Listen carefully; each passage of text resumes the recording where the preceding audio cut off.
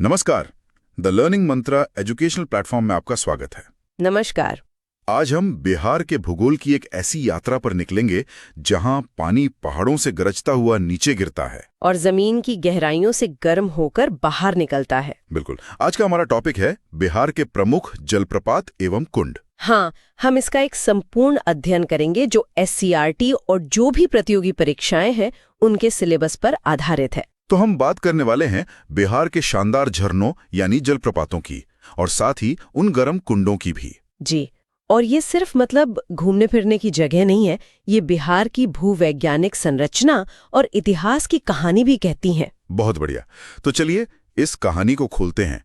शुरुआत करते हैं बिहार के सबसे मशहूर, सबसे ज्यादा सुने जाने वाले झरने से, ककोलत जलप्रपात। हाँ, ककोलत। इसका नाम तो बिहार में लगभग हर किसी ने सुना है, पर यह है कहाँ और क्या चीज इसे इतना खास बनाती है? आपका कहना सही है, ये बिहार का सबसे प्रसिद्ध झरना है। ये नवादा जिले में ककोलत पहाड़ी पर स्थित है। अच्छा, नवादा में? जी, और इसकी ऊंचाई करीब 160 फीट है, जो इसे बिहार का सबसे ऊंचा जलप्रपात बनाती है। ये फैक्ट बहुत महत्वपूर्ण है। 160 फीट मतलब लगभग 15-16 मंजिला इमारत जितनी ऊंचाई से पानी नीचे गिरता है। हाँ बिल्कुल, और मैंने सुना है कि इसका पानी गर्मियों में भी बर्फ जैसा ठंडा रहता है। यही इसकी खासियत है। और जहां ये पानी गिरता है वहां एक प्राकृतिक तालाब मतलब एक कुंड बन गया है। इसकी एक ऐतिहासिक दिलचस्प बात भी है। साल 1811 में एक ब्रिटिश सर्वेयर थे, फ्रांसिस बुकानन। अच्छा। उन्होंने इस जगह का दौरा किया था और अपनी रिपोर्ट में यहाँ के गहरे और ठंडे तालाब का जिक्र किया था। मतलब 200 साल से भी ज्यादा पुराना रिकॉर्ड है इसका। जी, पर इस झरने में इतना पानी आता कहाँ से है? क्या ये किसी एक नदी से बनता है? ये और भी दिलचस्प है। ये किसी एक नदी से नहीं, बल्कि कोडरमा के पठार से निकलने वाली 7 अलग-अलग धाराओं के मिलने से बनता है। 7 धाराएं? हाँ, 7। और जब ये 7 धाराएं एक हो जाती हैं, तब आगे चलकर ये लोहवर नदी कहलाती हैं। तो तकनीकी रूप से ककोलत जलप्रपात लोहवर नदी पर है। 7 धाराओं का संगम, शायद यही वजह है कि इसमें साल भर पानी रहता है। और देखिए, BPSC ने अपनी परीक्षा में सीधा यही सवाल पूछा था। क्या सवाल था? ककोलत जलप्रपात बिहार के किस जिले में है? विकल्प थे पटना, मुंगेर, नवादा और गया। और अब हम जानते हैं कि इसका सीधा जवाब है ऑप्शन सी, नवादा। इससे पता चलता है कि ये बेसिक जानकारी कितनी जरूरी है। बिल्कुल। तो ककोलत की लोकेशन नवादा, ये तो साफ हो गया।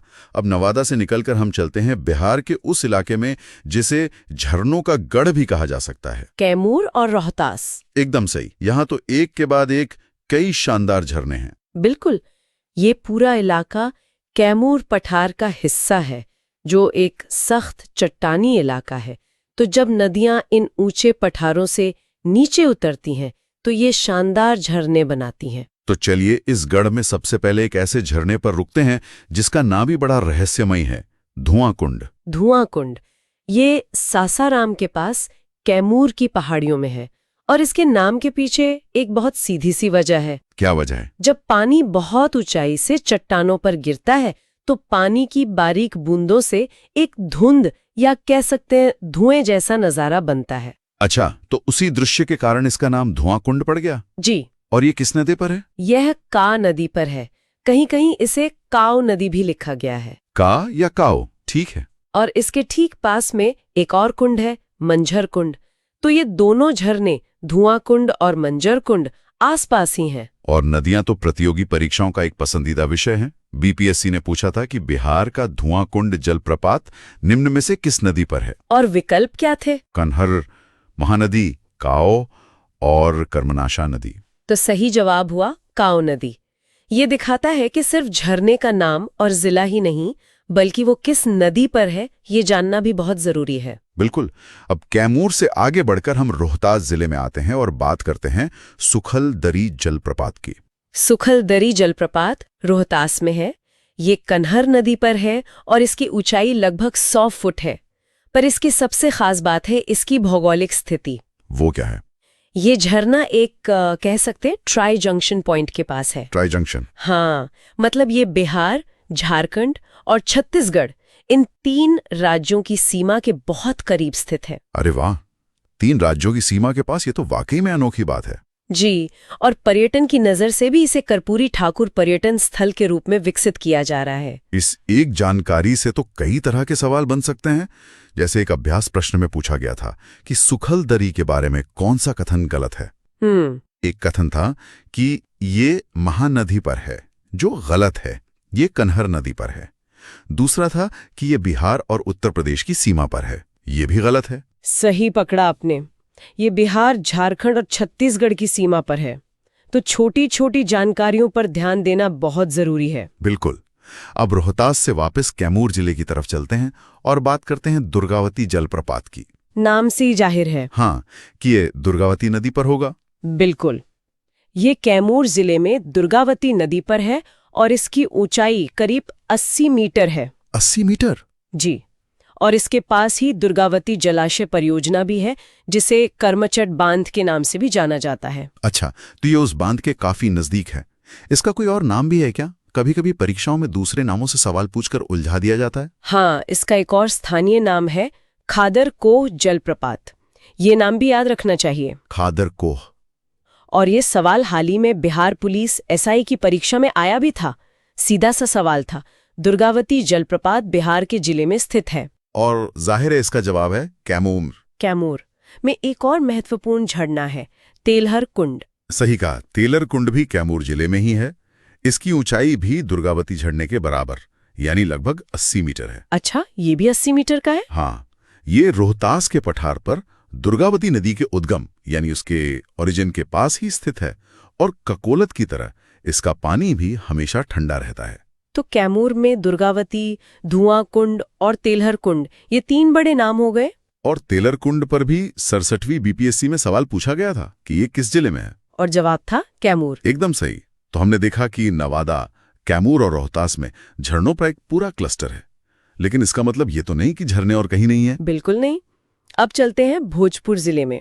भोजपुर में कौन सा जलप्रपात है? भोजपुर में है जियारखंड जलप्रपात, जो फुलवरिया नदी पर बना है। जियारखंड? हाँ, और इसे कुछ लोग GR कुंड या GR कुंड जलप्रपात के नाम से भी जानते हैं। तो अगर परीक्षा में GR कुंड नाम आए तो कंफ्यूज नहीं होना है। ठीक है, जियारखंड या GR कुंड, भोजपुर में फुलवरिया नदी पर। अब वापस रोहतास की ओर चलते हैं। वहां कुछ और भी झरने हैं, जैसे तुतला भवानी। हाँ, तुतला भवानी जलप्रपात रोहतास में है। इसकी ऊंचाई करीब 180 फीट है। ये जगह सिर्फ एक झरना नहीं है, इसका बहुत बड़ा धार्मिक महत्व भी है। वो कैसे? यह झरना कछुआ नदी के उद्गम पर है और यहीं पर माँ तुतला भवानी का एक बहुत प्रसिद्ध और प्राचीन मंदिर है। अच्छा, मंदिर भी है वहाँ? जी, हजारों श्रद्धालु यहाँ दर्शन के लिए आते हैं। तो ये प्रकृति और आस्था का एक सुंदर संगम है। बहुत खूब।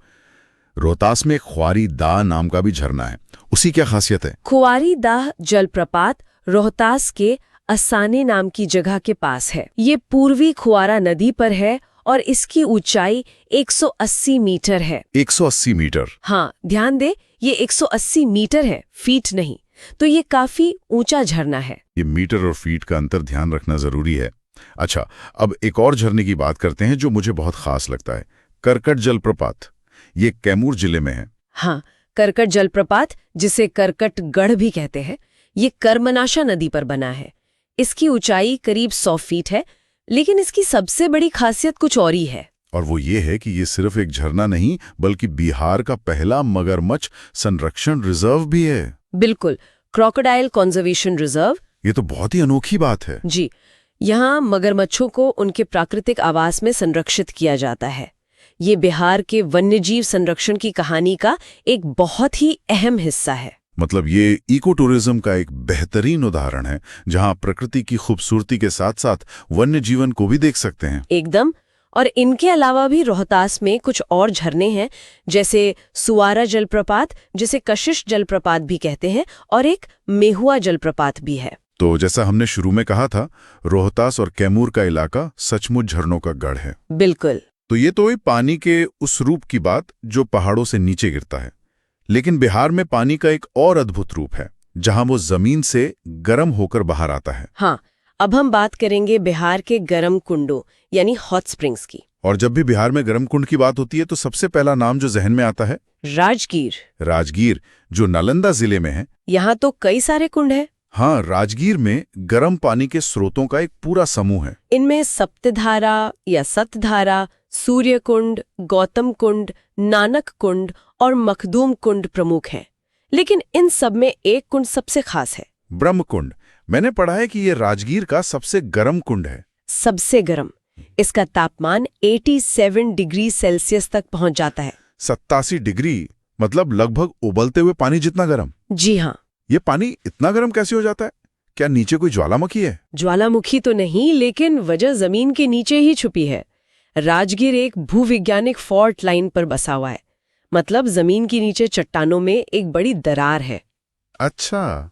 जमीन की गहराई में जो गर्मी है वो इन दरारों से रिस कर ऊपर आती है और भूमिगत जल को गर्म कर देती है। तो ये जियोथर्मल एक्टिविटी है एक तरह से। बिल्कुल।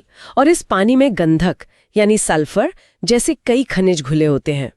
इसी वजह से ये मान्यता है कि इन कुंडों में नहाने से त्वचा से जुड़ी बीमारियां ठीक होती हैं।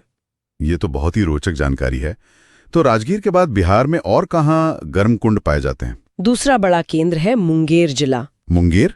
जी, मुंगेर में भी गर्म पानी के कुंडों की एक लंबी श्रृंखला है। हाँ, मैंने नाम देखे हैं। सीता कुंड, भीम बांध, लक्ष्मेश्वर कुंड, रामेश्वर कुंड, ऋषि कुंड।